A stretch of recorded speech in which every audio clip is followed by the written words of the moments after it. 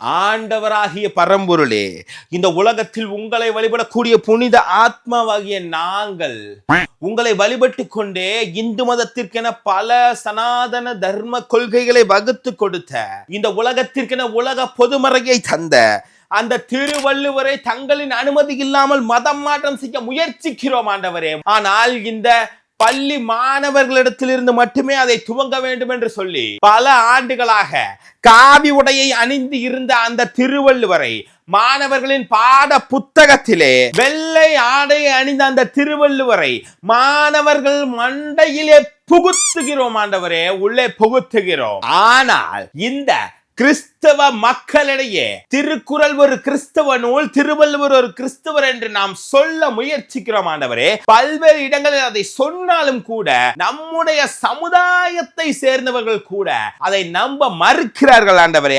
நம்புற மாதிரியாங்க இருக்குது. ஆரம்பத்தில் நானும் தான் நம்பினாதான் சோறு போடுனே தாத்தா சொன்னாரு, அதுல நம்பிட்டேன். இந்த காவி கூட்டங்கள் நம்மை தடுக்கிறார்கள் ஆண்டவரே, நம்மை தடுக்கிறார்கள்.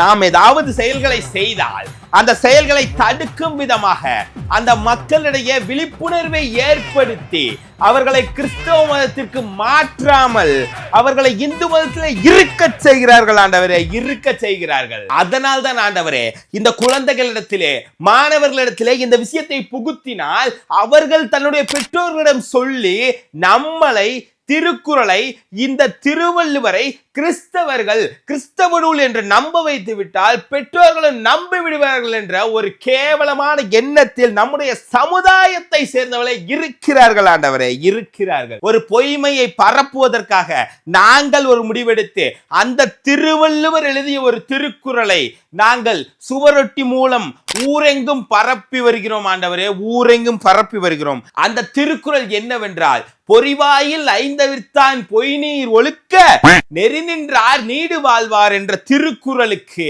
நாங்களே ஒரு பொருளை தயாரித்து மக்களிடையே இதுதான் கிறிஸ்தவர், இதுதான் சிலுவை என்ற ஒரு பிம்பத்தை புகுத்துகிறோம் ஆண்டவரே. இருந்தாலும் இந்த காவி கூட்டங்கள் அதை நம்ப மறுக்கிறார்கள் ஆண்டவரே. அவரை நீரே நம்ப செய்ய வேண்டும் ஆண்டவரே. இந்த திருக்குறளுக்கு உண்மையான பொருள் என்னவென்றால், நேரம் குறைவின்மை காரணமாக இந்த வீடியோவில் போடுகிறோம், நீரே பார்த்து கொள்ளுங்கள். பரிசுத்த ஆவியே இந்து சமுதாய வழிபாட்டு சனாதன நெறிமுறைகளை காப்பி அடித்துக் கொண்டு பிழைப்பு நடத்தி கொண்டிருக்கின்ற இந்த பாவிகளை, புருடா விட்டு திரியும் இந்த வந்தேரிகளை நீரே பார்த்து கொள்ளும் ஆண்டவரே.